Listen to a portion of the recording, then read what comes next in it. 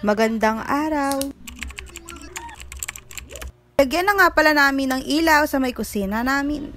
Pagkagising nga ng hapon ni Bunso ay nilagyan ko na nga pala ng bedsheet tong higaan namin. At pinalitan ko na nga pala yung mga punda para kako naman ay gumanda nga tong higaan namin. Hindi ko pa nga nalalagay yung bedsheet namin pero nandito na nga si Bunso. Diba? Struggle is real. Charis. Ito na nga yung before and after. Sa rason nga talaga ay makabili nga din ako ng iba't ibang kulay ng bedsheet. Mas bet ko na nga ngayon yung mga plain lang na bedsheet or yung hindi gaano ma-design. Heto na nga yung before and after.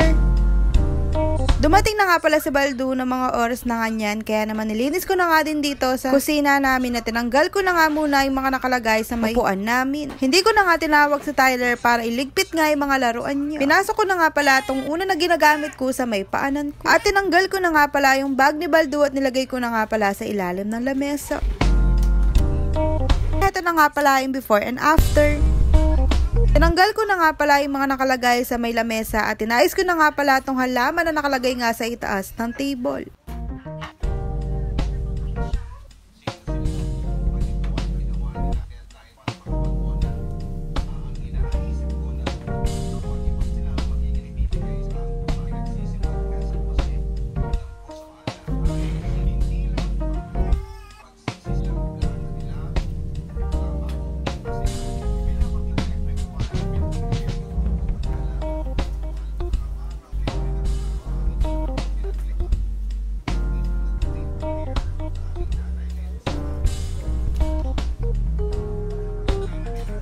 Tapos kung nga nakapagwalis, pinunasan ko na nga pala ang mga platuhan namin para hindi na nga din nakalagay sa itaas ng lababo.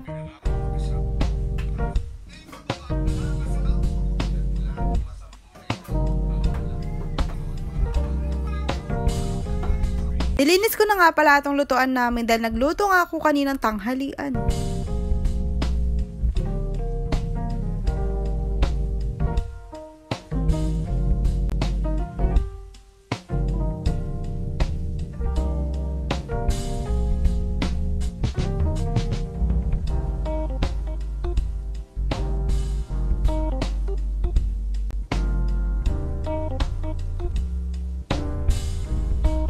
After ko nga pala nakapaglinis ay inasikaso ko naman nga yung sarili ko.